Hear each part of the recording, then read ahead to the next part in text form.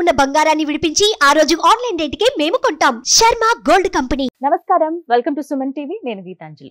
July 14వ తారీఖున అనఘాష్టమి వ్రతం ఉంది. అసలు ఈ వ్రతాన్ని ఎలా ఆచరించాలి, అలాగే దాంతో పాటుగా ఎవరెవరు ఆచరించవచ్చు, ఎటువంటి ఫలితం దక్కుతుంది, వీటి గురించి పూర్తి వివరాలు తెలుసుకుందాం. ప్రస్తుతం మనతో పాటు ఉన్నారు దత్త ఉపాసకులు శ్రీ లతా దత్త గారు. వారితో మాట్లాడదాం.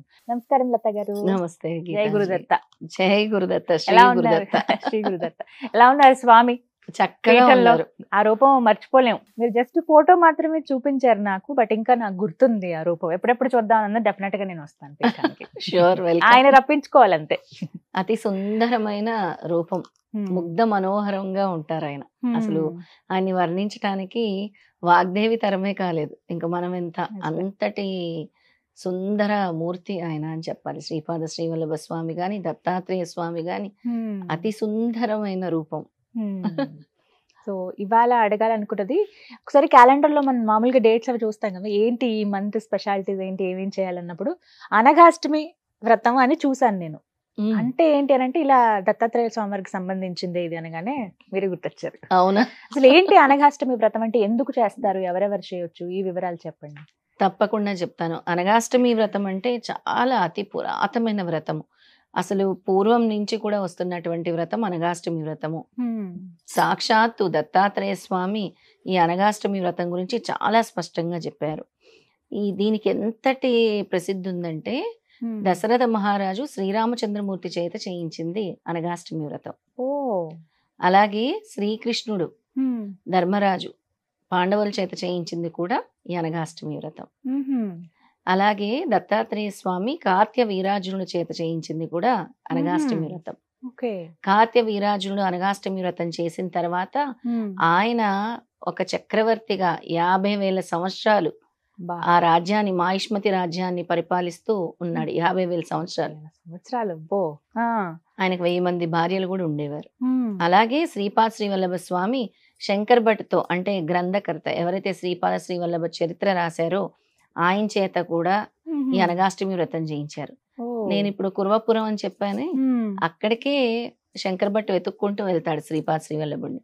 వెళ్ళినప్పుడు ఆ శంకర్ భట్కి అనఘాష్టమి వ్రతం చేయనాయనా అని చెప్తారు. ఎలా స్వామి, నాకు ఆ వ్రత విధానమే తెలియదే, నాకు ఎలా తెలుస్తుంది అంటే, అక్కడ పంచదేవి పహాడ్లో పాండురంగ స్వామి ఆలయం ఉంటుంది, చాలా పాత ఆలయం ఉంటుంది. ఆ ఆలయంలోని నారాయణ అని పిలుస్తారు ఒక అతన్ని. అతను వచ్చి ఇవన్నీ కూడా అనఘాష్టమి వ్రతం ఏ విధంగా చేసుకోవాలి, ప్రతి మాసం వచ్చే బహుళాష్టమికి చేసుకోవచ్చు, లేదా కృష్ణపక్షాష్టమికి చేసుకోవచ్చు, ప్రతి అష్టమికి కూడా చేసుకోవచ్చు, లేదా వరుసగా ప్రతి గురువారం శుక్రవారం కూడా చేసుకోవచ్చు అని కూడా చెప్పడం జరుగుతుంది. అయితే ఇప్పుడు ఈ నెల మీరు క్యాలెండర్ లో చూసారన్నారు కదా, విశేషంగా జూలై 14 క్యాలెండర్ లో చూసారన్నారు కదా, అష్టమి శ్రీపాద శ్రీవల్లభ స్వామి వారి చిత్తా నక్షత్రంతో కలిపి వచ్చింది. చాలా చాలా ప్రత్యేకంగా ఆదివారం రోజు వచ్చింది. ఆ రోజు చాలా ప్రత్యేకమైన రోజు. ఎప్పుడో కానీ స్వామివారి నక్షత్రం అలా కలిసి రాదు. అష్టమి రోజు స్వామివారి నక్షత్రం వచ్చింది. అందుకే ఆ రోజు అనఘాష్టమి వ్రతం చేసుకుంటున్నాం. అంటే పౌర్ణమి తర్వాత వచ్చిన అష్టమి కూడా కొంతమంది అనఘాష్టమి చేసుకుంటారు. ఎక్కువ మట్టుగా అమావాస్య తర్వాత వచ్చిన అష్టమి, అంటే ఎక్కువ అమావాస్య తర్వాత వచ్చిన అష్టమి, చాలా మంది మాత్రం పౌర్ణమి తర్వాత వచ్చిన అష్టమినే చేసుకుంటారు అనమాట. అదే అనఘాష్టమి వ్రతం అనమాట. బ్రహ్మ విష్ణు మహేశ్వర్లు అనఘాస్వామి, మహాకాళి మహాలక్ష్మి మహాసరస్వతి అనఘాలక్ష్మి, వీళ్ళిద్దరు కాంబినేషనే అనఘాస్వామి అనఘాలక్ష్మి అనఘాష్టమి వ్రతము అంటారు. ఎలా చేయాలి, ఎవరెవరు ఈ వ్రతాన్ని ఆచరించాలి వివరించండి. తప్పకుండా. ఈ వ్రతాన్ని కన్యలు కూడా ఆచరించవచ్చు, పెళ్లి కాని వారి అబ్బాయిలు గాని అమ్మాయిలు కూడా ఆచరించవచ్చు. ఎందుకంటే ఇప్పుడు ప్రధాన సమస్య ఏంటి, అందరికి పెళ్లి అనేది ప్రధాన సమస్య, వివాహం. అలా పెళ్లి కావాలనుకున్న వాళ్ళు ఎవరైనా సరే ఈ వ్రతాన్ని ఆచరించవచ్చు. అలాగే సౌభాగ్యం కోసం, భోగ భాగ్యాల కోసం, ధన సమృద్ధి కోసము కూడా ఈ వ్రతాన్ని ఆచరించవచ్చు. అంటే పెళ్ళైన జంటలు అందరూ కూడా ఈ వ్రతాన్ని ఆచరించవచ్చు. అలాగే ఎవరికైతే పాడి పంటలు పండాలనుకుంటున్నారో సరిగ్గా వాళ్ళు కూడా ఈ వ్రతాన్ని ఆచరించవచ్చు. అలాగే సంతాన ప్రాప్తి కోసం కూడా ఈ వ్రతాన్ని ఆచరించవచ్చు. అలాగే ఆర్థిక సమస్యలు, ధనధాన్య వృద్ధి కోసం కూడా అనగాష్టమి వ్రతాన్ని ఆచరించవచ్చు. అలాగే విజయం చేకూరాలన్నా కూడా, ఒక సక్సెస్ అనేది జీవితంలో రావట్లేదు, మాకు ప్రమోషన్ రావట్లేదు, మేము ఉద్యోగంలో ఉన్నత స్థితికి వెళ్ళలేకపోతున్నాము, లేదా మాకు ఉద్యోగమే రావట్లేదు అన్న వాళ్ళు కూడా ఈ వ్రతాన్ని ఆచరించవచ్చు. అలాగే దీర్ఘకాలికమైన అనారోగ్య సమస్యలు, దాన్ని కూడా అలాంటి వాటిని కూడా అధిగమించడానికి కూడా అనగాష్టమి వ్రతం చేసుకోవచ్చు.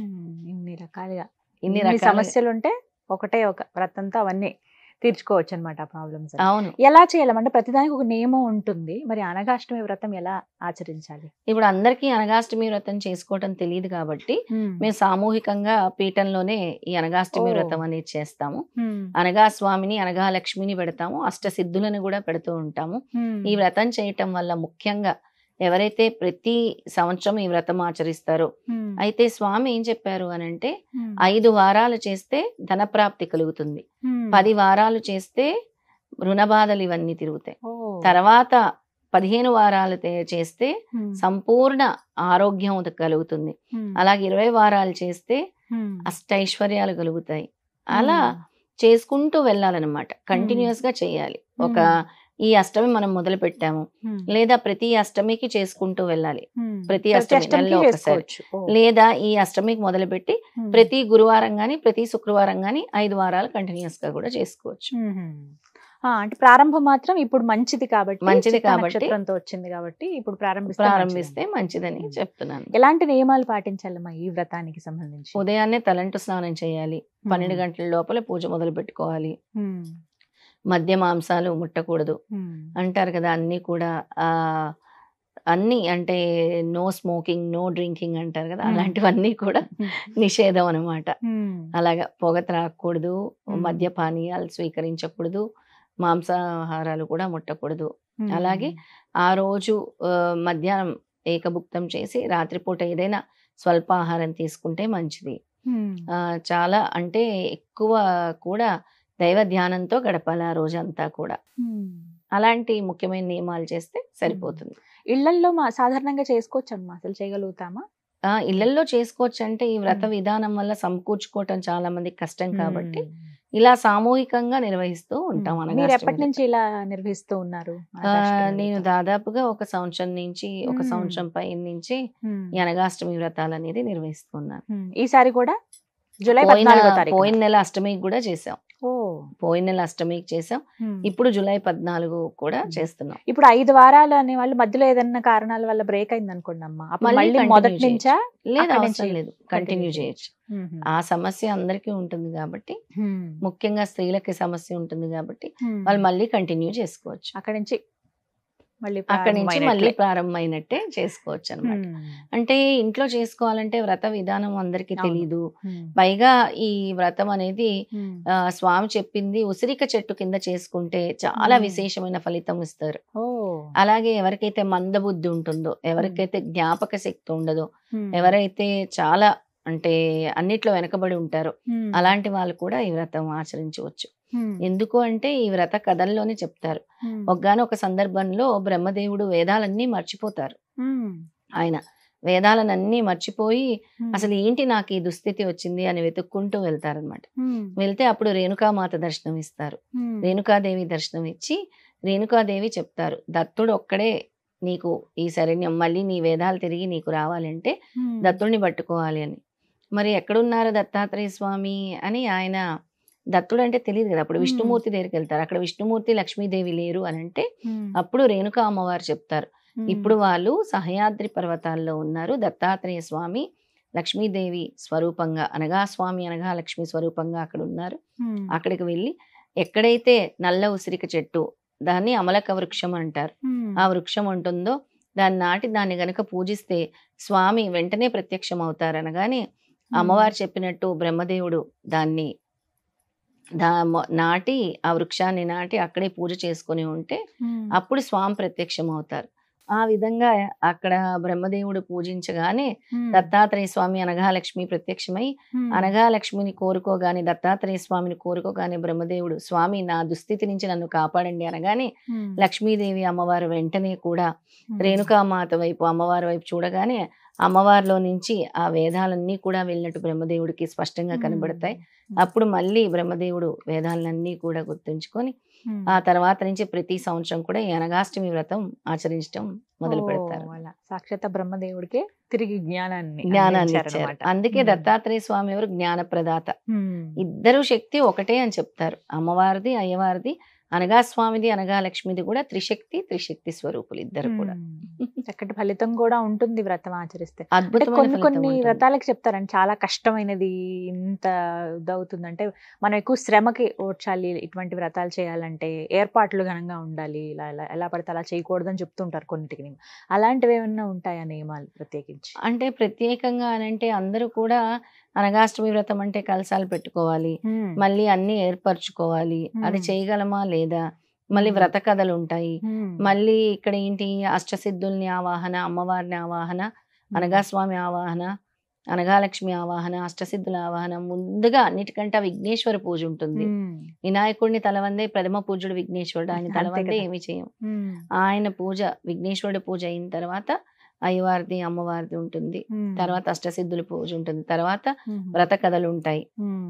నా విధానంలో ఇవన్నీ చేసిన తర్వాత మళ్ళీ నేను సువాసిని పూజ అనేది ప్రత్యేకంగా పెడుతుంటాను అనగాష్టమి వ్రతంతో పాటు. వాళ్ళకి అది ఇంట్లో సాధ్యపడదు కాబట్టి మనలాంటి పీఠాల్లో, దేవాలయాల్లో ఎక్కడైతే సామూహికంగా అనగాష్టమి వ్రతాలు జరుగుతున్నాయో అక్కడ పాల్గొనొచ్చు. ఇప్పుడు మన దగ్గర చేయాలనుకున్న వాళ్ళు మన దగ్గరికి రిజిస్ట్రేషన్ చేసుకుంటే తప్పకుండా మన దగ్గరకు వచ్చి 14వ తారీఖు అనగాష్టమి వ్రతం చేసుకోవచ్చు. ముందు ఎన్ని రోజుల ముందు సంప్రదించాలమ్మా? ఎప్పటి నుంచి? ఇప్పుడు మనకి 14వ తారీఖు దగ్గరకు వచ్చేస్తుంది కాబట్టి ఒక వారం రోజుల ముందే రిజిస్టర్ చేసుకుంటే మనం వాళ్ళకి చెప్తారు ఎలా ఏంటి అనే వివరాలు కూడా మనం తెలియజేస్తాం. తప్పకుండా అమ్మా. Thank you so much. ఒక వివరణ అయితే అందించారు. వ్రతంలో పాల్గొనదలిచిన వాళ్ళకైతే స్క్రీన్ మీద నెంబర్ డిస్ప్లే చేస్తాం, వారు కాల్ చేసి వివరాలు కనుక్కుంటారు. తప్పకుండా. నమస్కారం. నమస్కారం. ఎవరైతే అనఘాష్టమి వ్రతంలో మేము కూడా పాల్గొనాలనుకుంటున్నాం, ఇంట్లో చేసుకోవటం లేకపోతే గురువు ముఖంగా చేసుకోవాలని మేము అనుకుంటున్నాము, మాకు ఇది సాధ్యం కాదు అనుకున్న వాళ్ళకి పీఠంలో ప్రత్యేకంగా ఏర్పాట్లు చేశారు లతాదత్తి గారు. సో మీరు రావచ్చు, వచ్చి పూజా కార్యక్రమాల్లో పాల్గొనొచ్చు, స్వయంగా మీ చేతులతో మీరే వ్రతం ఆచరించవచ్చు. అయితే వివరాల కోసం స్క్రీన్ మీద నెంబర్స్ ప్రొవైడ్ చేస్తాం, కాల్ చేసి మరిన్ని డీటెయిల్స్ తెలుసుకుని ఏ విధంగా రావాలి, అడ్రస్ అన్ని కూడా మీకు అందులో వివరంగా చెప్తారు కాబట్టి పూర్తి వివరాలు కనుక్కోండి. ఇది వాళ్ళ వీడియో. నమస్కారం.